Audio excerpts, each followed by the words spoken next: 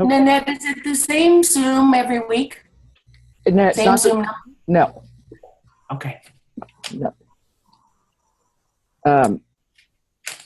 Because I have to, it's a different recording every week. Okay. Okay. Well, good morning, everybody, and welcome. I'm glad you guys are all here, guys and gals. And I am Nanette Kennedy with Humanities Team and the Evolution Revolution. And we've got Michelle Harvey doing the reading. And Tammy, I'm trying to teach her how to do this production thing, but I'm slow going on this one. But anyway, we're reading Neil Donald Walsh's book, Conversations with God, Book 2. And I'm sure my pages aren't going to be the right page numbers, but I do see where I wrote, this is where we need to start, and if we do not grow, you throw us in hell, right? So. Okay, I'm looking for that on the PDF. I don't know where that is. Sorry.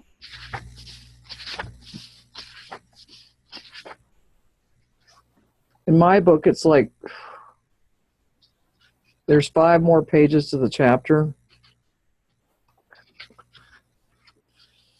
It's in chapter 8. Wow, I keep going through chapter 8 and I can't find it.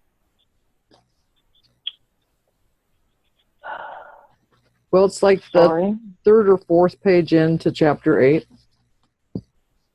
if that helps. Oh, okay. Yeah, it might. So it's closer to the beginning of the chapter. And the line is all by itself. Yep. What is the line? Hello? Yep. So you want to go ahead and start? What is that? What is the line that's sold by itself? Or is somebody else doing this? No, Michelle, you are. It's and yeah. Oh. If we do not grow, you throw us in hell, right? I got it. Thank you. Okay. Wrong. No worries. Wrong. But I have discussed that in book 1. I have discussed that in book 1, and will do so at length in book 3. Okay, so within these broad parameters you've laid out, may I ask you some final questions about sex before we leave the subject? Shoot. If sex is so wonderful a part of the human experience, why do so many spiritual teachers preach abstinence? And why were so many masters apparently celibate? For the same reason most of them have been depicted as living simply. Those who evolve to a high level of understanding bring their bodily desires into balance with their minds and souls. You are three-part beings, and most people experience themselves as a body. Even the mind is forgotten after age 30. Nobody reads anymore. No one writes. No one teaches. No one learns. The mind is forgotten. It is not nourished. It is not expanded. No new input. The minimum output required. The mind is not fed. It is not awakened. It is lulled, dulled. You do everything you can to disengage it.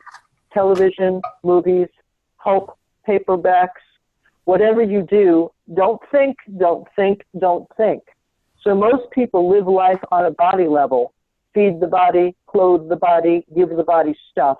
Most people haven't read a good book, I mean a book from which they can learn something in years, but they can tell you the entire television schedule for a week. There's something extraordinarily sad in that. The truth is, most people don't want to have to think. They elect leaders, they support governments, they adopt religions requiring no independent thought. Make it easy for me. Tell me what to do. Most people want that. Where do I sit? When do I stand? How should I salute? When do I pay? What do you wish me to do? What are the rules? What are my boundaries? Tell me, tell me, tell me. I'll do it. Somebody just tell me. Then they get disgusted, disillusioned. They found all the rules. They did as they were told. What went wrong? When did it turn sour? Why did it fall apart? It fell apart the moment you abandoned your mind, the greatest creative tool you ever had. It's time to make friends with your mind again. Be a companion to it. It's felt so alone. Be a nourisher of it. It's been so starved. Some of you, a small minority, have understood that you have a body and a mind. You've treated your mind well. Still, even among those of you who honor your mind and the things of the mind, few have learned to use the mind at more than 1/10 its capacity. If you knew of what your mind is capable, you would never cease to partake of its wonders and its powers. And if you think the number of you who balance your life between your body and your mind is small, the number who see yourself as three-part beings, body, mind, and spirit, is minuscule. Yet you are three-part beings. You are more than your body and more than a body with a mind. Are you nurturing your soul? Are you even noticing it? Are you healing it or hurting it? Are you growing or withering? Are you expanding or contracting? Is your soul as lonely as your mind? Is it even more neglected? And when was the last time you felt your soul being expressed? When was the last time you cried with joy, wrote poetry, made music, danced in the rain, baked a pie, painted anything, fixed something that was broken, kissed a baby, held a cat to your face, hiked up a hill, swam naked, walked at sunrise, played the harmonica, talked till dawn, made love for hours on a beach, in the woods, communed with nature, searched for God? When was the last time you sat alone with the silence traveling to the deepest part of your being? When was the last time you said hello to your soul? When you live as a single-faceted creature, you become deeply mired in matters of the body. Money, sex, power, possessions, physical stimulations and satisfactions, security, fame, financial gain. When you live as a dual-faceted creature, you broaden your concerns to include matters of the mind, companionship, creativity, stimulation of new thoughts, new ideas, creation of new goals, new challenges, personal growth. When you live as a three-part being, you come at last into balance with yourself. Your concerns include matters of the soul, spiritual identity, life purpose, relationship to God, path of evolution, spiritual growth, ultimate destiny. As you evolve into higher and higher states of consciousness, you bring into full realization every aspect of your being. Yet evolution does not mean dropping some aspects of self in favor of others. It simply means expanding focus, turning away from almost exclusive involvement with one aspect toward genuine love and appreciation for all aspects. Then why do so many teachers espouse complete abstinence from sex? Because they do not believe that humans can achieve a balance. They believe the sexual energy and the energies surrounding other worldly experiences is too powerful to simply moderate, to bring into balance. They believe abstinence is the only way to spiritual evolution, rather than merely one possible result of it. Yet, isn't it true that some beings who are highly evolved have given up sex? Not in the classic sense of the word to give up. It is not a forced letting go of something you still want, but know is no good to have. It is more of a simple releasing, a movement away from, as one pushes oneself away from the second helping of dessert. Not because the dessert is no good, not even because it's no good for you, but simply because, wonderful as it was, you've had enough. When you can drop your involvement with sex for that reason, you may want to do so. Then again, you may not. You may never decide that you've had enough and may always want this experience in balance with the other experiences of your beingness.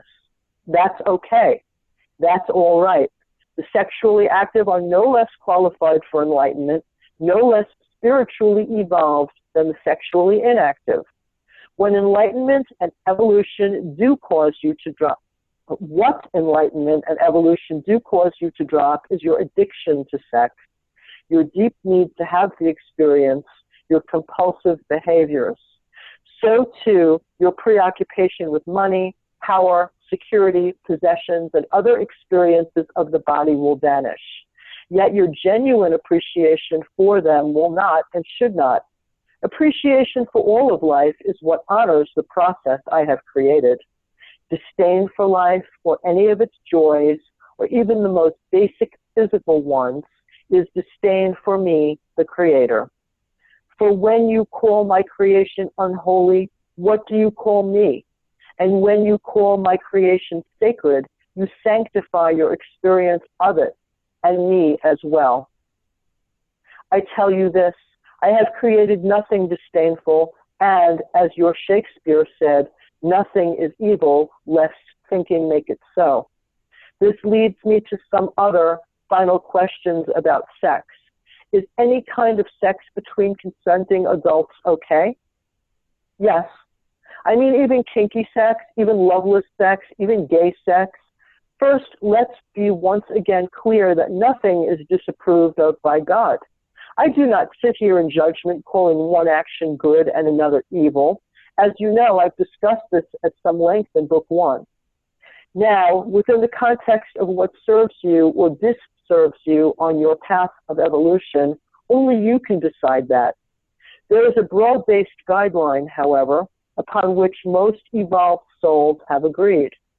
No action which causes hurt to another leads to rapid evolution. There is a second guideline as well. No action involving another may be taken without the other's agreement and permission. Now let's consider the questions you've just asked within the context of these guidelines. Kinky sex? Well, if it hurts no one and is done with everyone's permission, what reason would anyone have to call it wrong? Loveless sex? Sex for the sake of sex has been debated from the beginning of time. I often think whenever I hear this question that I'd like to go into a room full of people someday and say, everybody here who's never had sex outside of a relationship of deep, lasting, committed, abiding love, raise your hand. Let me just say this. Loveless anything is not the fastest way to the goddess. Whether it's loveless sex or loveless spaghetti and meatballs, if you've prepared the feast and are consuming it without love, you're missing the most extraordinary part of the experience. Is it wrong to miss that? Here again, wrong may not be the operative word. Disadvantageous would be closer, given that you desire to evolve into a higher spiritual being as rapidly as you can. Gay sex? So many want to say that I am against gay sexuality or the acting out of it. Yet I make no judgment on this or any other choice you make. People want to make all kinds of value judgments about everything, and I kind of spoil the party. I won't join them in those judgments, which is especially disconcerting to those who say that I originated them. I do observe this.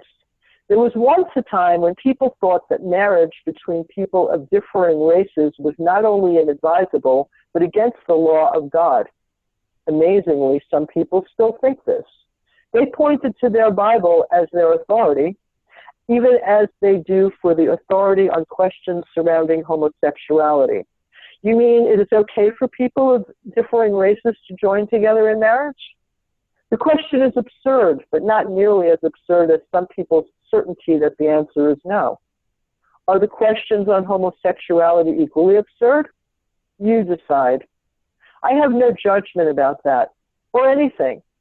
I know you wish that I did.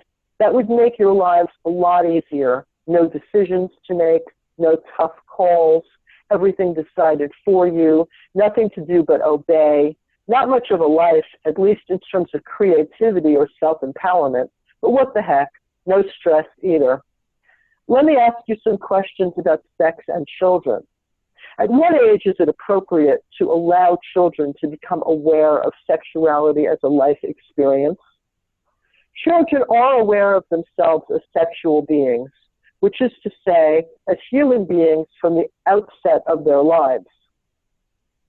What many parents on your planet now do is try to discourage them from noticing that. If a baby's hand goes to the wrong place, you move it away. If a tiny child begins to find moments of self-pleasure in its innocent delight with its own body, you react in horror and pass that sense of horror onto your child. The child wonders, what did I do? What did I do? Mommy's mad. What did I do? With your race of beings, it has not been a question of when you introduce your offspring to sex. It has been a question of when you stop demanding that they deny their own identity as sexual beings. Somewhere between the ages of 12 and 17, most of you give up the fight already and say essentially, although naturally not with words, you don't speak of these things. Okay, now you can notice that you have sexual parts and sexual things to do with them. Yet, by this time, the damage has been done. Your children have been shown for 10 years or more that they are to be ashamed of those parts. Some are not even told the proper name for them. They hear everything from wee-wee to your bottom to words some of you may strain mightily to invent, all to simply avoid saying penis or vagina. Having thus gotten very clear that all things have to do with those parts of the body, having to do with those parts of the body are to be hidden, not spoken of, denied, your offspring then explode into puberty, not knowing at all what to make of what's going on with them. They've had no preparation at all. Of course, they then act miserable, responding to their newest and most urgent urges awkwardly, if not inappropriately. This is not necessary, nor do I observe it as serving your offspring, far too many of whom enter their adult lives with sexual taboos, inhibitions, and hang-ups to beat the band.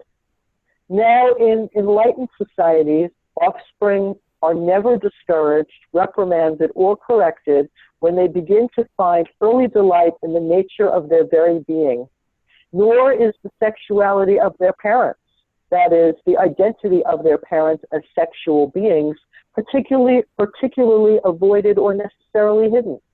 Naked bodies, whether of the parents or the children or the siblings, are seen and treated as being totally natural, totally wonderful, and totally okay, not as things of which to be ashamed. Sexual functions are also seen and treated as totally natural, totally wonderful, and totally okay. In some societies, parents couple in full view of their offspring, and what could give children a greater sense of the beauty and the wonder and the pure joy and the total okayness of the sexual expression of love than this. For parents are constantly modeling the rightness and wrongness of all behaviors, and children pick up subtle and not so subtle signals from their parents about everything through what they see their parents thinking, saying, and doing. As noted earlier, you may call such societies pagan or primitive, yet it is observable that in such societies, rape and crimes of passion are virtually non-existent. Prostitution is laughed at as being absurd, and sexual inhibitions and dysfunctions are unheard of. While such openness is not recommended just now for your own society, in all but the most extraordinary of settings, it would no doubt be far too culturally stigmatizing. It is time that the so-called modern civilizations on your planet do something to end the repression, guilt, and shame, which too often surrounds and characterizes the totality of your society's sexual expression and experience. Suggestions? Ideas? Stop teaching children from the very beginning of their lives that things having to do with the very natural functioning of their bodies are shameful and wrong. Discontinue demonstrating to your offspring that anything sexual is to be hidden. Allow your children to see and observe the romantic side of you. Let them see you hugging, touching, gently fondling. Let them see that their parents love each other and that showing their love physically is something that is very natural and very wonderful. It would surprise you to know in how many families such a simple lesson has never been taught. When your children begin to embrace their own sexual feelings, curiosities, and urges, cause them to connect this new and expanding experience of themselves with an inner sense of joy and celebration, not guilt and shame. And for heaven's sake, stop hiding your bodies from your children. It's okay if they see you swimming in the nude in a country waterhole, on a camping trip, or in the backyard pool. Don't go into apoplexy should they catch a glimpse of you moving from the bedroom to the bathroom without a robe. And this frantic need to cover up, close off, shut down any opportunity, however innocent, for your child to be introduced to you as a being with your own sexual identity. Children think their parents are asexual because their parents have portrayed themselves that way. Then they imagine that they must be this way because all children emulate their parents. Therapists will tell you that some grown-up offspring have to this very day the most difficult time imagining their parents actually doing it, which, of course, fills these offspring now patients in the therapist's office with rage or guilt or shame because they naturally desire to do it and can't figure out what's wrong with them.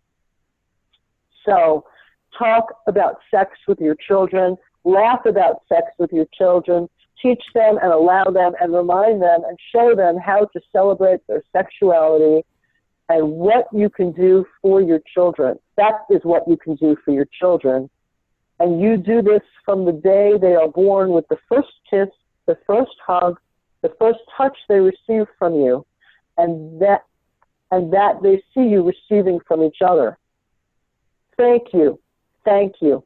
I was so hoping that you'd bring some sanity to this subject, but one final question. When is it appropriate to specifically introduce or discuss or describe sexuality with your children? They will tell you when that time has come. Each child will make it clear, unmistakably, if you are really watching and listening. It comes in increments, actually. It arrives incrementally. And you will know the age-appropriate way of dealing with the incremental arrival of your child's sexuality if you are clear, if you are finished with your own unfinished business about all of this. How do we get to that place? Do what it takes, enroll in a seminar, see a therapist, join a group, read a book, meditate on it, discover each other. Most of all, discover each other as male and female again. Discover, revisit, regain, reclaim your own sexuality. Celebrate that, enjoy that, own that. Own your own joyful sexuality, and then you can allow and encourage your children to own theirs. Again, thank you. Now, getting away from the consideration of children and moving back to the larger subject of human sexuality, I have to ask you one more question. And it may seem impertinent, and it may seem flippant even, but I can't let this dialogue end without asking it. Well, stop apologizing and just ask it. Fine. Is there such a thing as too much sex? No, of course not. But there is such a thing as too much of a need for sex. I suggest this. Enjoy everything, need nothing. Including people, especially people. Needing someone is the fastest way to kill a relationship. But we all like to feel needed. Then stop it. Like to feel unneeded instead. For the greatest gift you can give to someone is the strength and power not to need you for nothing. End of chapter. Thank you. Well, that was actually Thank you. a lot in there. Yes, thank you for reading.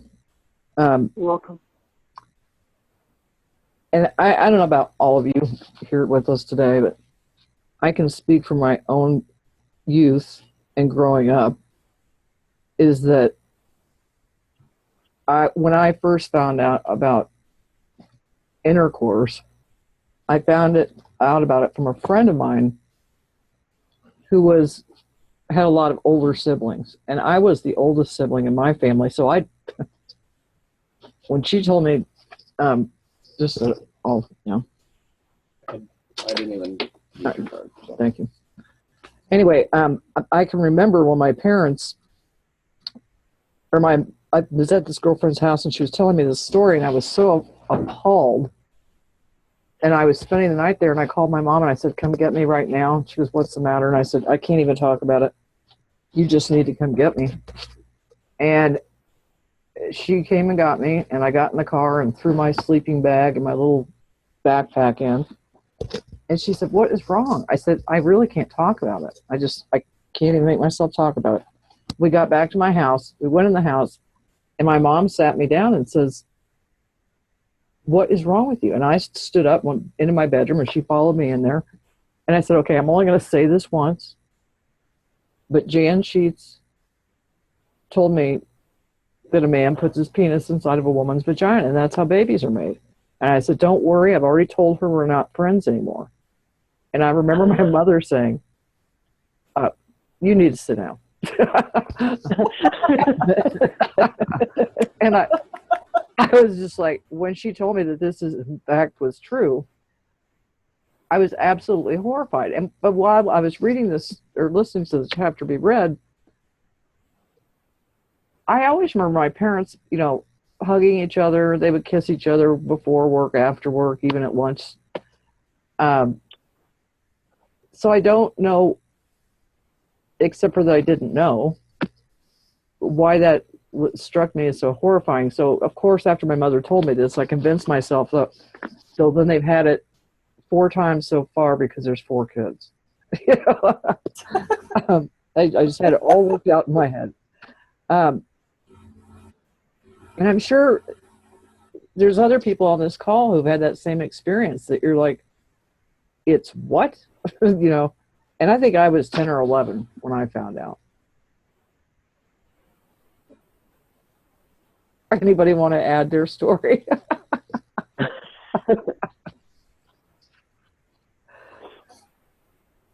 Oh, I had that same experience with my mother. I'm an only child, so I figured if it was up to her, they only did it once. The impression she gave about it, but it was just not pleasant, and it was just, she found it rather disgusting, I think. So, yeah, I've spent a few years trying to get past that. Yep. Well, and it's interesting because of how we were raised. My parents weren't running around the house naked, I can guarantee you that. And if the bathroom was a major source of privacy for my parents, which I'm the same way, I gotta tell you. My kids would always say, "I have to see you right now to ask you something." I said, "Well, you're not gonna see me right now. You either ask through the door or, So there's certain things I suppose we do that we don't intentionally do, but we feel more comfortable with. But I had this, and I hadn't planned on bringing this up, but I hadn't planned on reading that chapter.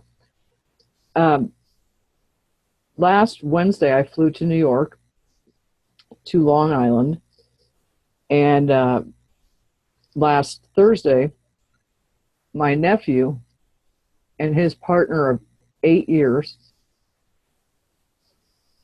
got married. And they are 2 30-year-old young men.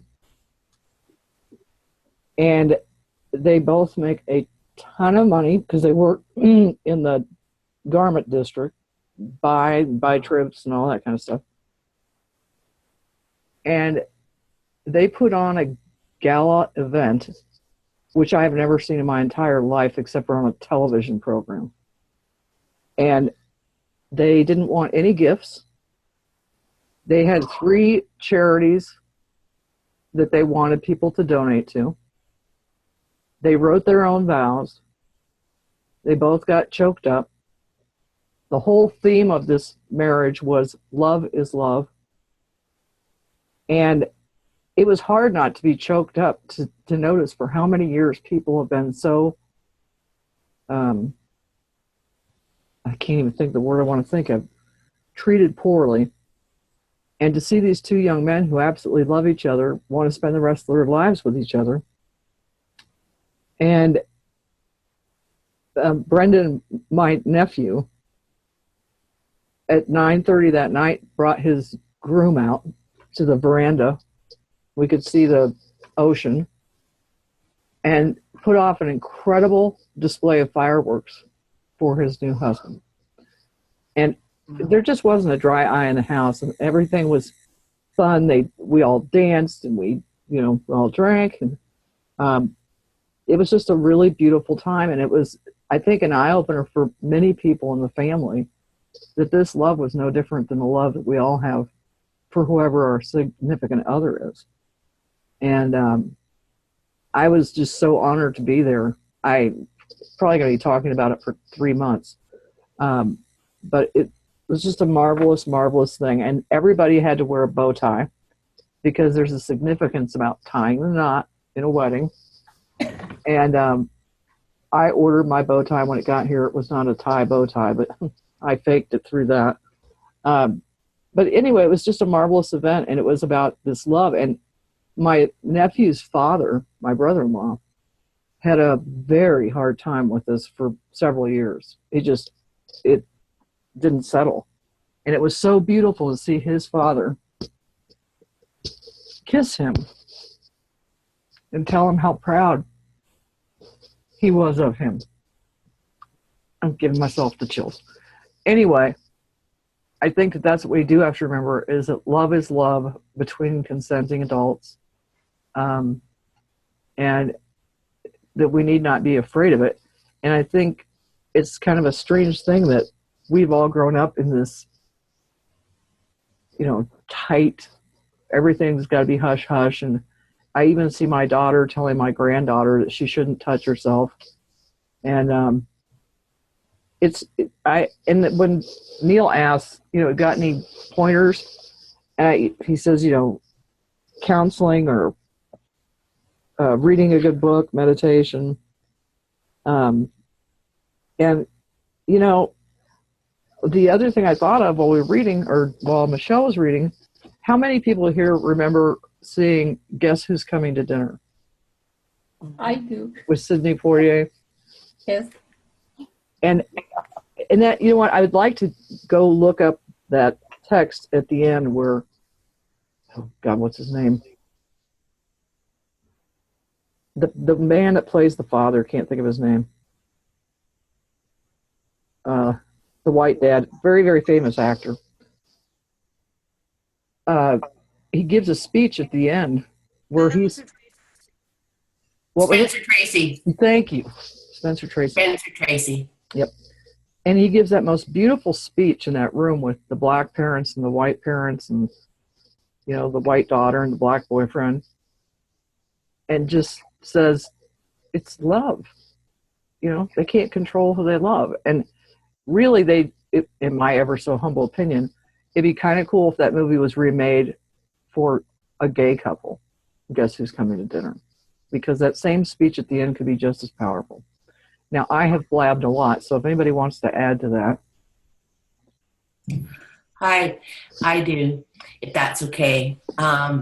It was just this year, 2016, that the Toronto police apologized to the gay community for, in the late 70s, they were just raiding the bathhouses in Toronto and shaming that community.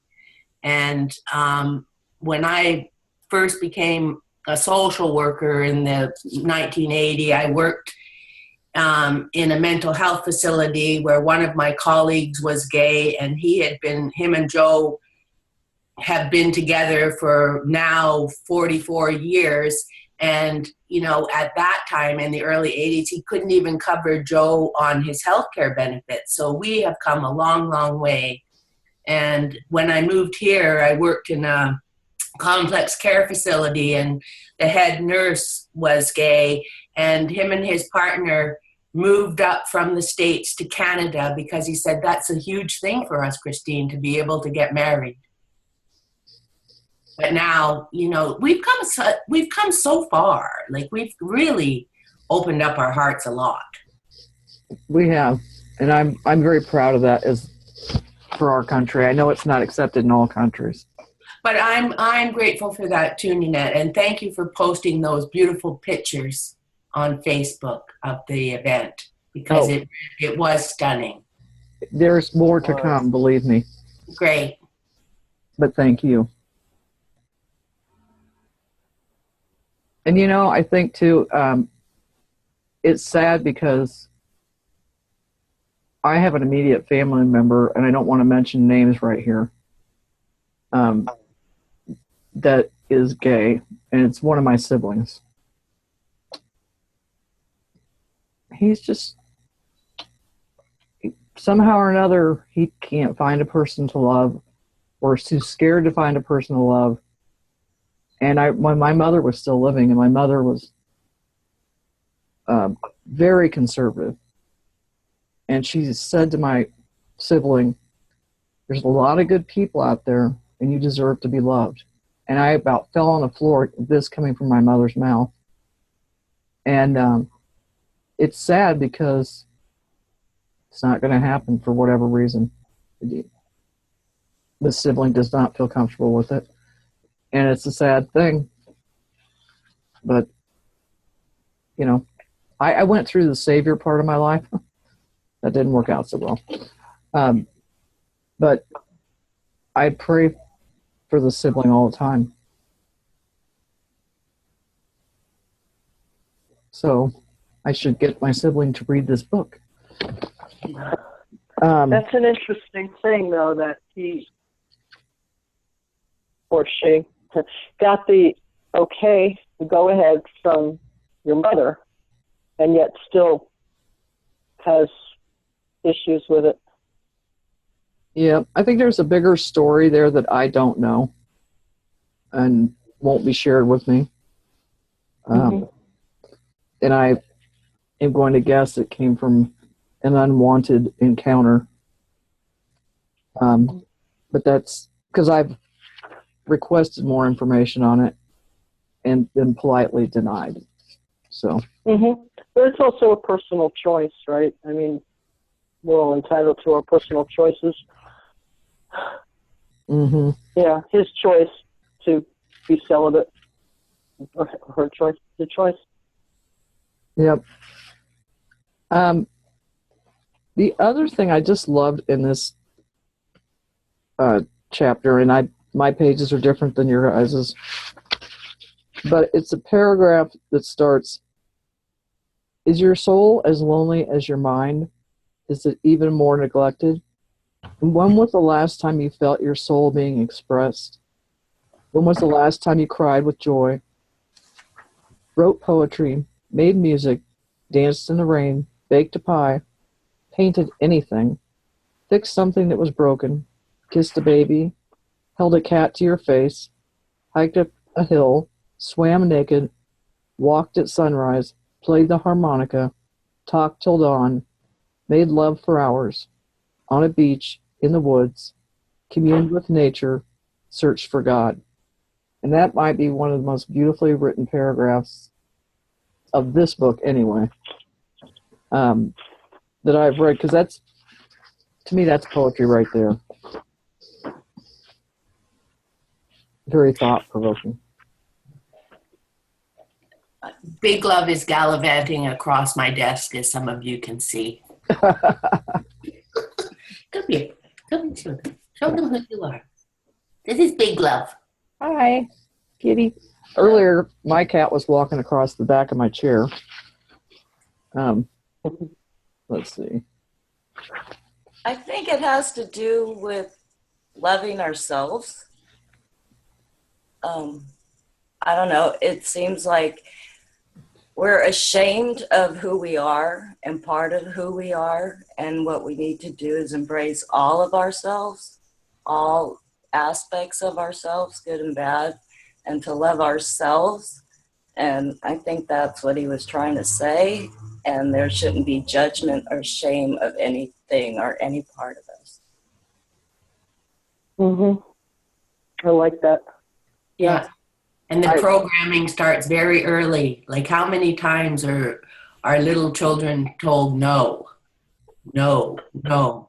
I remember doing what I thought was a masterpiece on the bedroom wall with pen when I was about 3, and boy, I ever got in trouble for that. And it was a masterpiece, I'm telling you, right? Like, oh boy, I was raged on.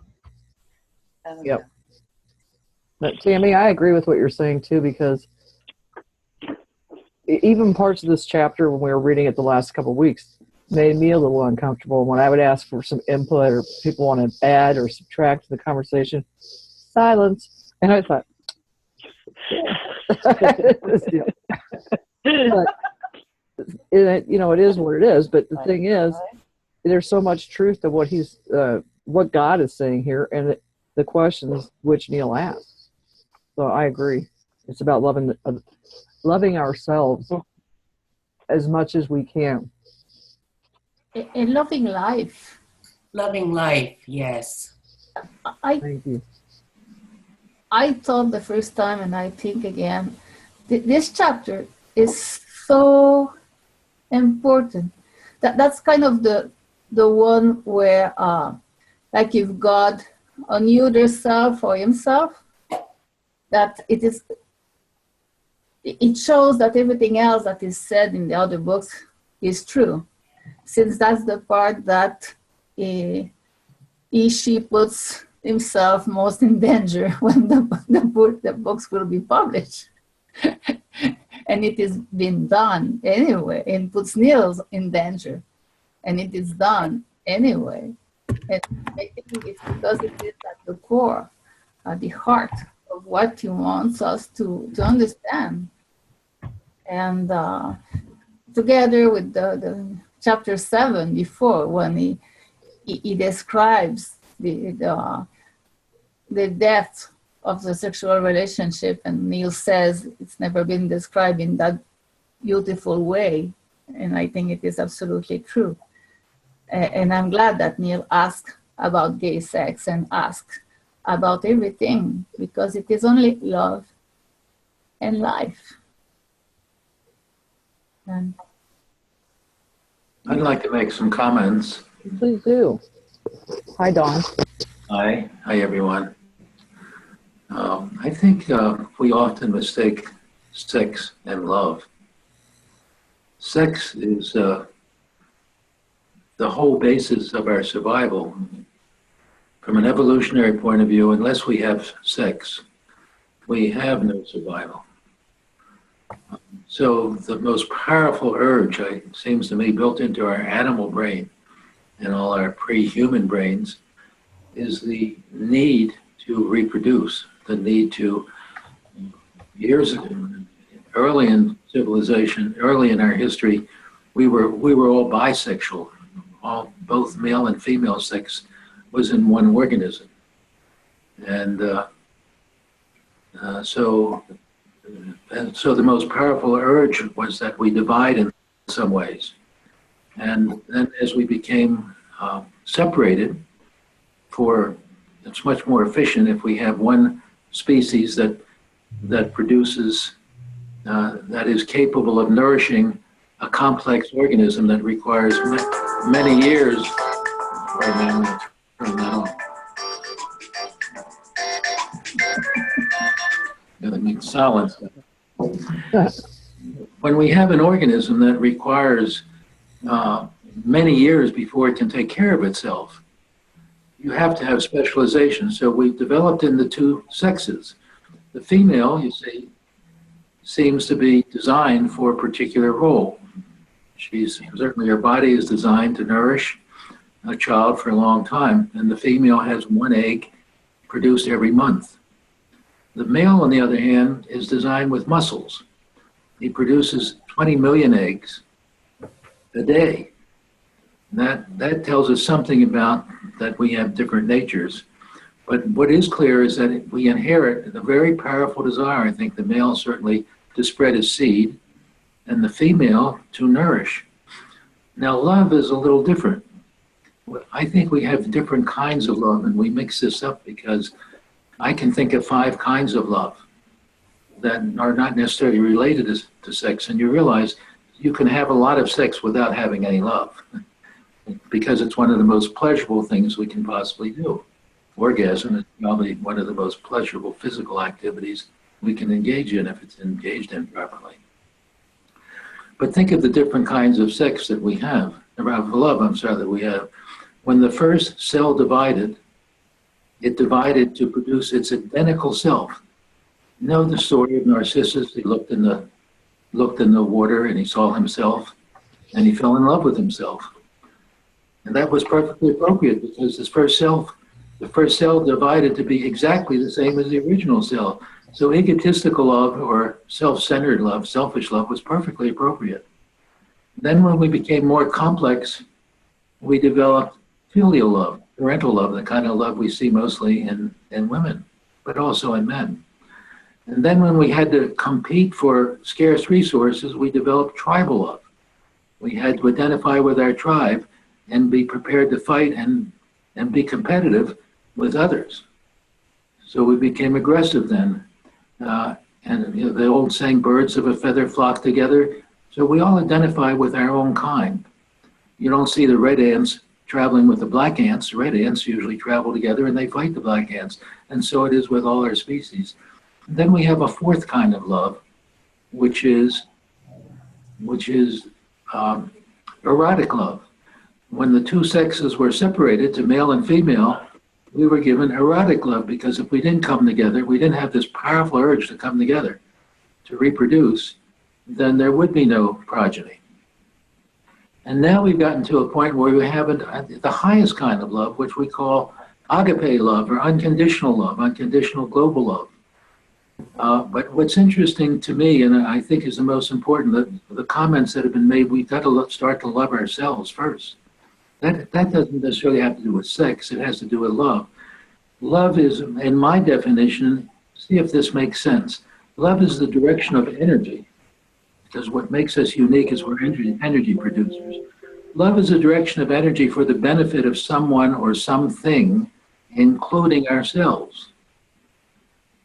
And as a human being, what makes us unique is that we have the ability to take responsibility for ourselves, don't we? So we're not like animals that are programmed so strongly. We have the ability to take responsibility for ourselves. But our society tells us if you take responsibility for if you love yourself when you're a child, it's wrong, it's improper, you're being egotistical or self-centered. I practice psychiatry most of my life. I'm over 80 now. And I've seen many examples. I'll give you one example, which I think is very poignant. An individual, a gentleman, was telling his friend how happy he was and pleased he was about a computer program he developed.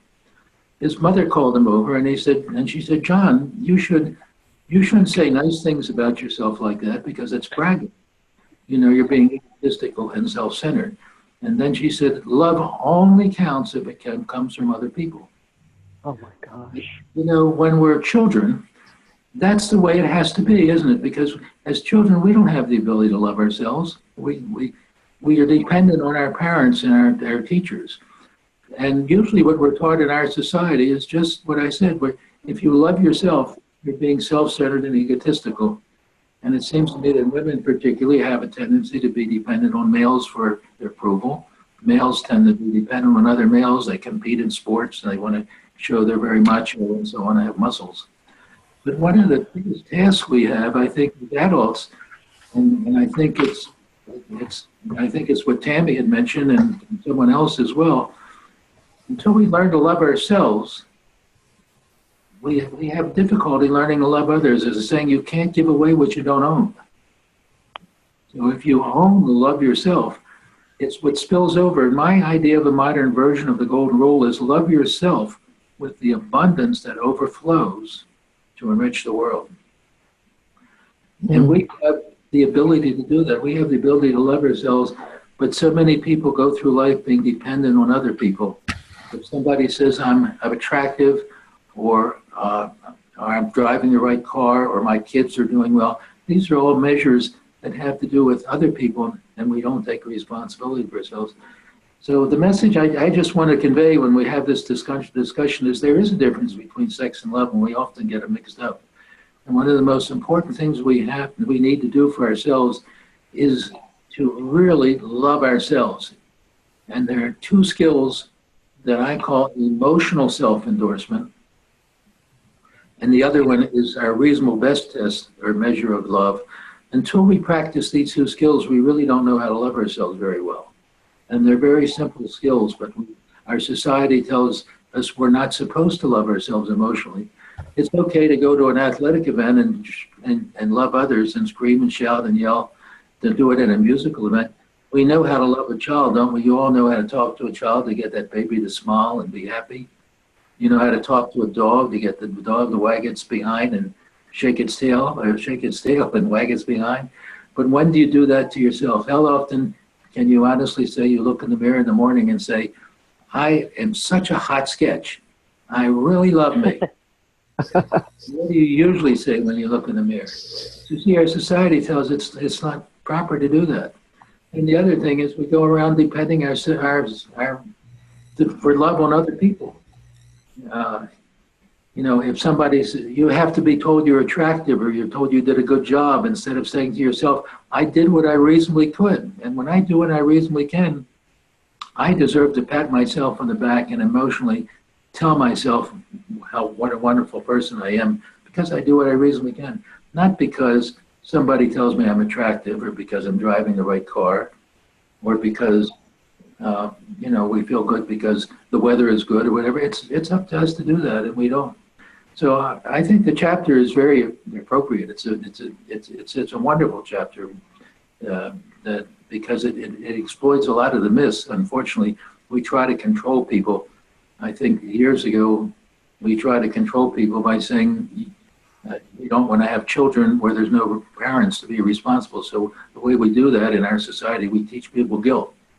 We say that if you touch your genitals, it's dirty down there, you know, and you better wash your hands immediately after you touch your genitals because it's as though that's a part of your body that's full of germs or something, and you shouldn't even talk about it, you know. And years ago, I because I'm a little over 80, I had the opportunity to be around. And most of you are younger. I had the opportunity to be around when a movie was banned because the word virgin was in it. When I think of that today, you know, the books years ago, if you read a book on sexuality, and there weren't very many of them, they said that sex was for the man's pleasure and women were not expected to have pleasure. And a lot of that became a myth, of course, that people believe those things.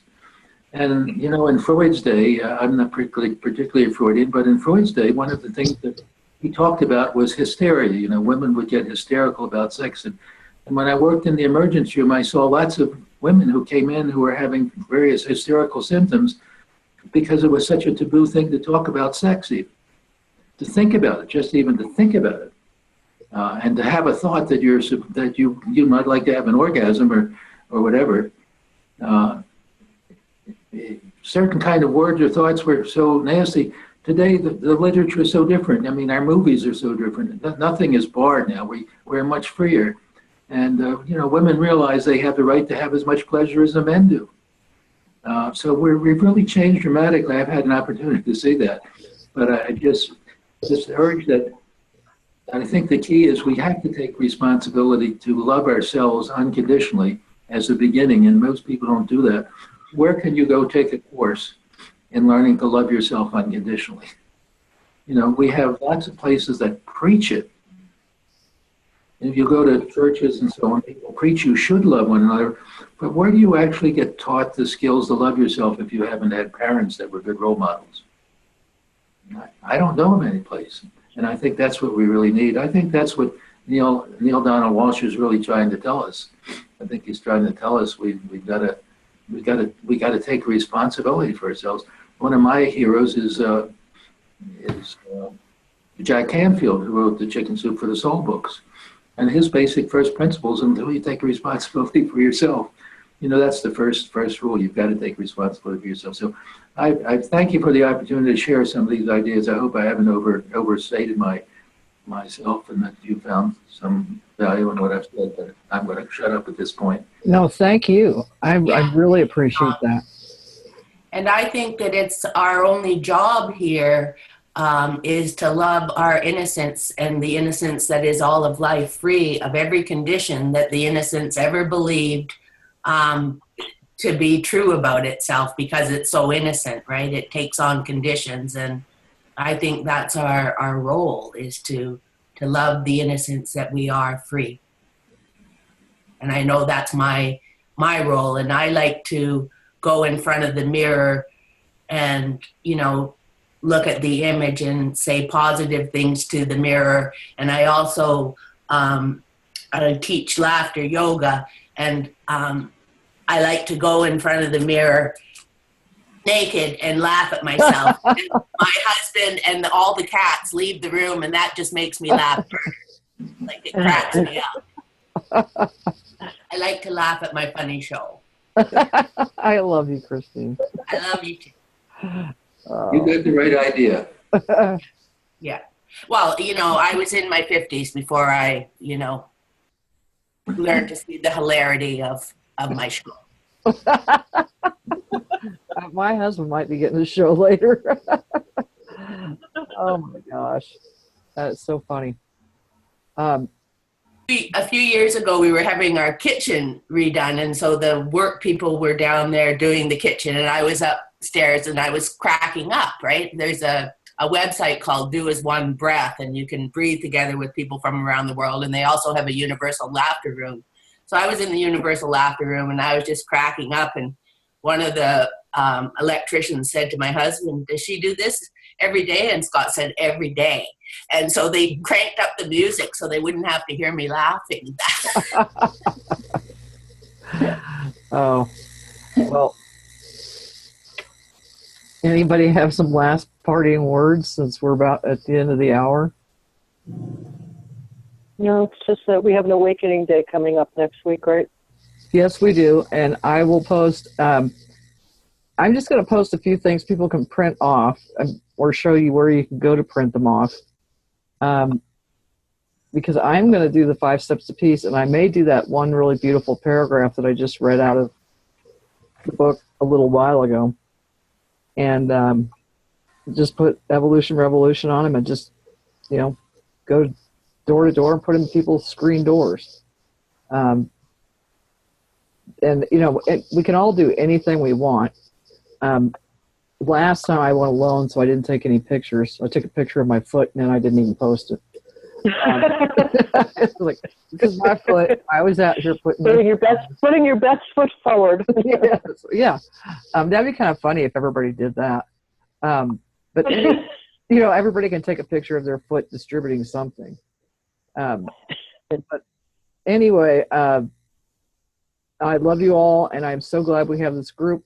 And seriously, it's so good to see everybody here. Andy, Tammy, Angela Means, Angela Duck, Savannah, Christine, Diane, Carolyn, Sarah, Dawn. I just lost Dawn.